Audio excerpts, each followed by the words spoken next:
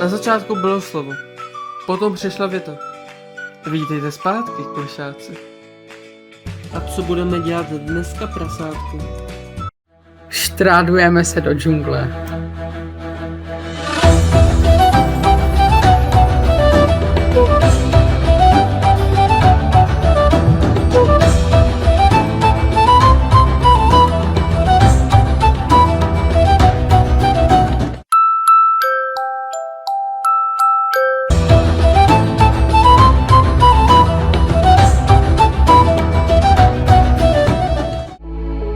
Kde to jsme? Jsme asi někde v háji.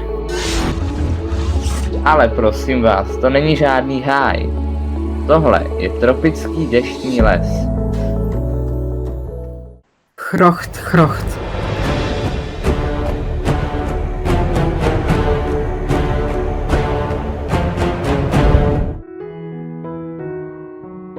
Tropické deštné lesy se nachází v oblasti kolem rovníku, a to Jižní a Střední Americe, Střední a Západní Africe, na Madagaskaru, v jihovýchodní Asii a na severu Austrálie.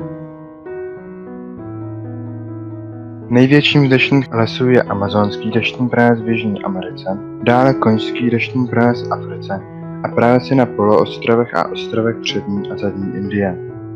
Kromě nich ještě existují menší ostrovní pralesy v Karibiku, Indickém oceánu a rovněž rovníkové oblasti Tichého oceánu.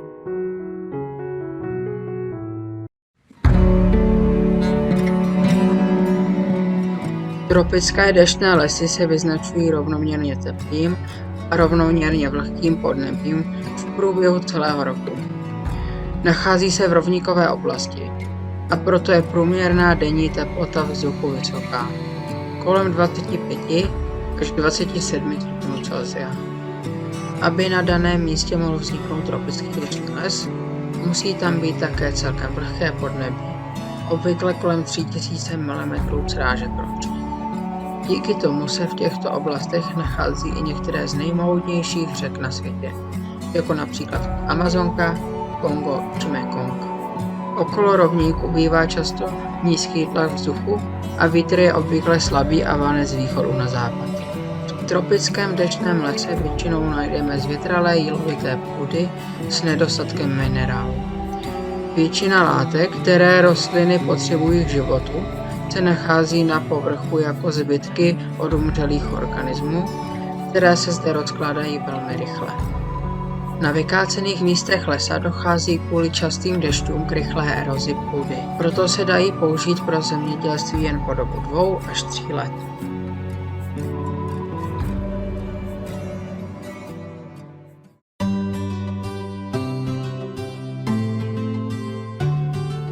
Tropické deštné lesy se vyznačují obrovskou biodiverzitou, tedy různorodostí organismů. Odhaduje se, že až 2/3 všech druhů suchozemských rostlin a živočichů žijí právě zde.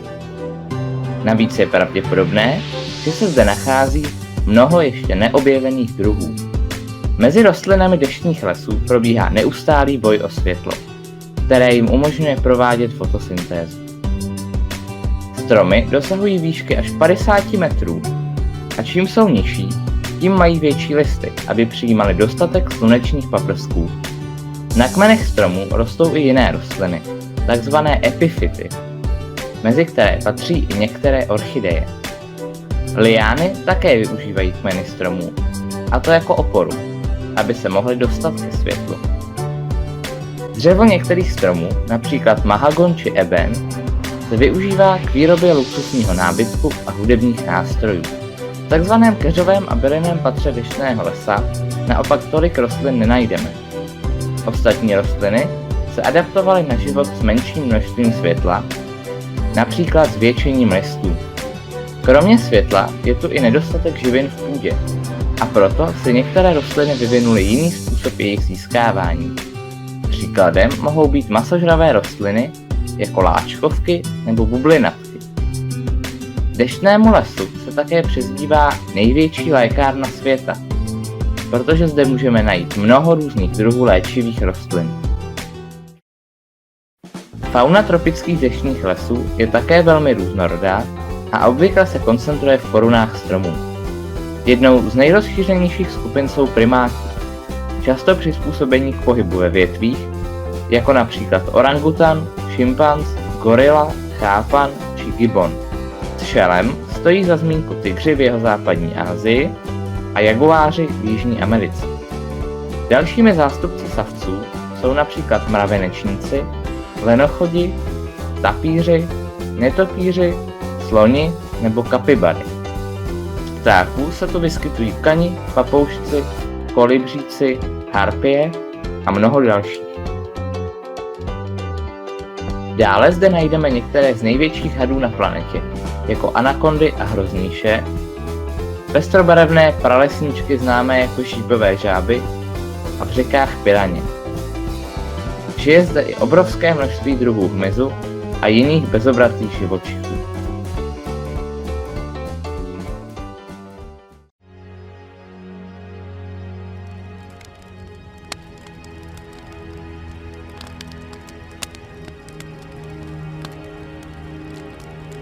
Lidstvo je jeden velký parazit. Ničíme vše k prospěchu svému. Měníme směr planety.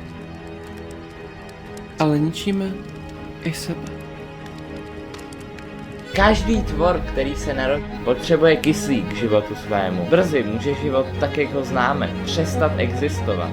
Dřevo, vodu nebo vzduch považujeme za neomezené zdroje. Do poslední sekundy s tím nic neděláme, až když je pozdě. Lesy je potřeba chránit, dávají nám vzduch a spoustu látek. Prales, plícemi planety, přístřeší pro spoustu živočichů. Bez stromů by celý ekosystém kompletně skolaboval. Každoročně se pokází lesy o rozloze Německa. Číslo rok od roku roste. Máme zde ještě ale malou naději. Stačí znát tento problém a začít ho řešit. Přestat plýtvat a uvědomit si limity dřeva nebo vody. Omezit maso, protože lesy se taky kácí pro zvířecí pastviny.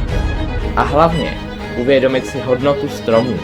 Tak málo stačí k tomu, abychom zachránili svět před koncem.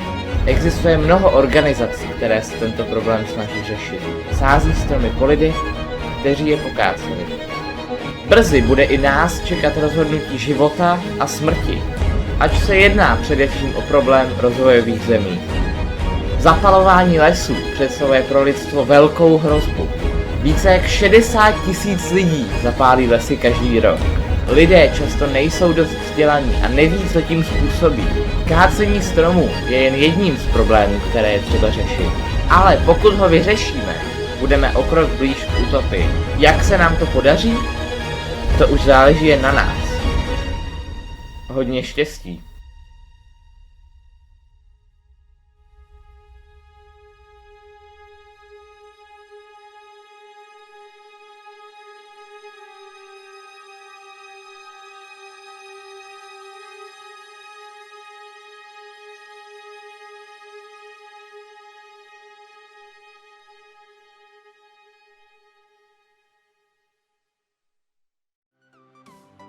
Tady jsem doma.